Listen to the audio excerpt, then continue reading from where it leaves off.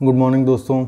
आज एक case discuss करूंगा। कल एक पेशेंट आई थी मेरे पास, वो जबलपुर की हैं और उनको एंग्जाइटी डिसऑर्डर था। तो उनके घर वालों ने पहले मुझे बता रखा था कि उनको एंग्जाइटी डिसऑर्डर है। उनसे पूछा तो उन्होंने बोला मालूम नहीं, आप सुनिए, आप डिसाइड करिए कि मुझको डिप्रेशन या एंग्जाइटी डिसऑर्डर है या नहीं है। फिर मैंने पूछा कि उनको दिक्कत क्या है, तो उनको हरदम रोना आता है, हर बात पे वो रोती हैं। तो ऐसा क्यों हुआ, क्या हुआ लाइफ में ऐसा? तो बोले कि मेरे पास तो सब है, बंगला है, गाड़ी है, मेड घर में 24 घंटे रहती हैं और मेरे पति इस जॉब में हैं, बहुत अच्छे जॉब में हैं, ये सारी चीज़ें। फिर प्रॉब्लम क्या है? तो पास्ट की चीज़ों को लेकर के, जैसे उनकी फैमिली में उनके जो सास ससुर थे तो उनके हस्बैंड को बोले कि तुम अलग रहो, तो वो अलग रहे, दूसरे मकान में चले गए, किराए के मकान में। और वहाँ पर महाराष्ट्र में वो जगह है जहाँ पे मतलब पानी ऐसे हैंड पाइप से नहीं मिलता ईज़िली, टैंकर आता है, टैंकर से पानी लेना रहता है। तो बाकी औरतें पानी ले लेती थीं लड़ झगड़ के, लेकिन ये वहाँ पे नहीं कर पाती थी। तो उनके हस्बैंड, इनका कहना है कि उनके हस्बैंड को ये काम करना चाहिए था, पानी लेते आना चाहिए था, लेकिन वो इन सब चीज़ों में सपोर्ट नहीं किए। और उनके हस्बैंड जैसे टाइम रहता भी था तो घर में दिन भर वो सोते रहते थे, इनको टाइम नहीं देते थे। फिर मैंने सेक्सुअल लाइफ के बारे में पूछा तो उन्होंने बोला कि हाँ, पहले अच्छे से होता था, कोई दिक्कत नहीं थी, अभी इनका मन नहीं करता है वो अपने हस्बैंड के लिए। इनका कहना है कि जब इनके पास टाइम था और हस्बैंड के पास भी टाइम था, वो घर में भी रहते थे तो सोते रहते थे। और थोड़ा सा इनको अपने हस्बैंड का ट्रेडिशन पसंद नहीं आता था कि देर तक सोना, दोपहर तक, और ये सुबह 4 बजे 5 बजे उठ जाती थीं। तो ये अपने हिसाब से चाहती थीं कि उनके हस्बैंड जो है उठें, इनका हेल्प करें, सहयोग करें, और इनको वो केयर और अफेक्शन जो इनको चाहिए था वो इनको नहीं मिला। और ढेर सारी शिकायतें थीं, जैसे प्लॉट मकान बनना, तो इनके हस्बैंड ने बोला कि मतलब इन्हीं के ऊपर सब कुछ डाल दिया। ये जाती थी, प्लॉट को देखती थी, फिर मकान बन के तैयार हुआ।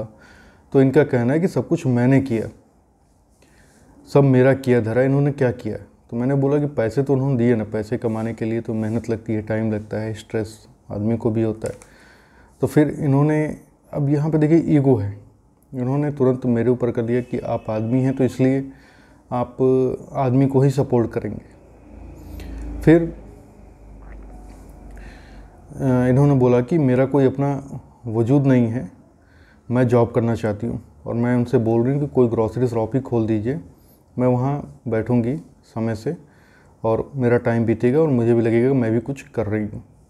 तो मैंने बोला कि फिर खोला क्यों नहीं? तो बोला कि ईगो प्रॉब्लम, अब इतना सब कुछ है, उसमें ग्रॉसरी शॉप खोलूँगी तो मेरे हस्बैंड का ईगो हर्ट होगा। तो फिर मैंने बोला कि आपने PhD किया है, डॉक्टर की डिग्री है आपके पास, डॉक्टरेट की, आप कहीं और स्कूल में ट्राई क्यों नहीं कर देती? तो बोले कि हाँ, कोशिश कर रही हूँ। तो यहाँ पे कुल मिला कर देखिए तो 3-4 चीज़ें हैं। लैक ऑफ लव और ईगो इनका हर्ट हुआ। ये मतलब जहाँ पर सहयोग चाहती थी, ये चाहते थे कि इनको इनके हस्बैंड अप्रिशिएट करें हर चीज़ को, और उनके हस्बैंड ने ऐसा कुछ किया नहीं। तो इनको लगता है कि सब कुछ तो मैंने किया और वो मुझे कुछ भी अप्रिशिएट नहीं करते, ये फीलिंग। दूसरी जो रूब्रिक मैंने लिया, तीसरी वाली, इनके अंदर अपने हस्बैंड के लिए एक तरह से नफ़रत की फीलिंग थी, क्योंकि इन्होंने उनको लगता है कि उनके हस्बैंड ने इनको बार बार बेइज्जत किया है, इनको वो रिस्पेक्ट नहीं दिया जो ये डिज़र्व करती थी, ऑफेंडेड। तो इसमें जो रूब्रिक था वो था hatred feeling, offended from the person, किसी दूसरे आदमी ने इनको ऑफेंड किया हो, उसके लिए इनके अंदर मन में नफ़रत हो। तो पहले तो इनकी बातें सुनकर, लैक ऑफ लव और तमाम चीज़ें सुनकर मुझे लगा कि पलसटला हैं, लेकिन बाद में फिर जब मैं इनको कंसोल करने की कोशिश कर रहा था कि नहीं ऐसा होता है, लाइफ है, ऐसे वैसे, तो ये और एग्रेसिव हो गई, और एग्रेसिव हो गई, और ये मेरे ऊपर नाराज़ होने लगी कि आप तो आदमी हैं तो आदमी को ही सपोर्ट करेंगे। तो यहाँ पे कंसोलेशन एग्रेवेशन भी मिल गया। और पैल्पिटेशन इनको ज़्यादा होता ही है और हर बात पे रोना ज़्यादा आता है। कॉन्स्टिपेशन भी था इनको। तो उस जो हेटेड फीलिंग है इनके लिए, जो जो इनको ऑफेंड करता है, तो उस बेस से मैंने नाइट्रोम्यूर का सिलेक्शन लिया, क्योंकि अब इनको हस्बैंड प्यार देते भी हैं, टाइम भी देते हैं, तब भी इनको वो फीलिंग नहीं आती है, उनसे दूर भागना चाहती हैं।